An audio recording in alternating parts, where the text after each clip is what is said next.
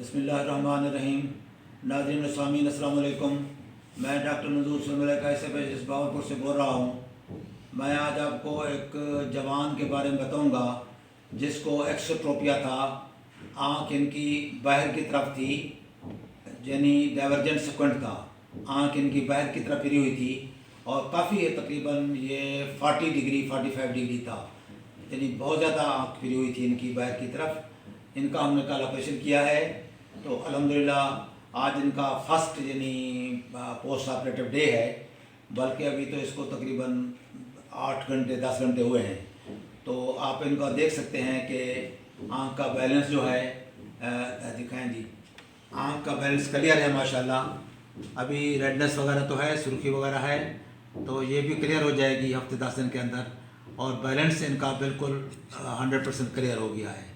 तो यही चीज़ हम बताते हैं कि आप अगर सिक्वेंट के केस हैं, आँख अंदर की तरफ है या बाहर की तरफ है, तो ऑपरेशन हो सकते हैं और आँख आपकी सीधी हो सकती है। और अगर नज़र भी अच्छी है तो वो जो हमारा जो इलाज है, यानी ट्रीटमेंट है, सर्जरी है, वो कामयाब रहती है। तो यही मैसेज देना है। और बाकी बच्चों में ख़ास तौर पर यह है कि अगर ऐनक लग जाती है और ऐनक से सीधी हो जाती हैं तो आँखें सबसे अच्छी बात है। अगर ऐनक से बच्चों के सिक्वेंट सीधा नहीं होता तो उसके बाद उनका भी ऑपरेशन वक्त पर करा लेना चाहिए। अस्सलाम वालेकुम रहमतुल्लाह।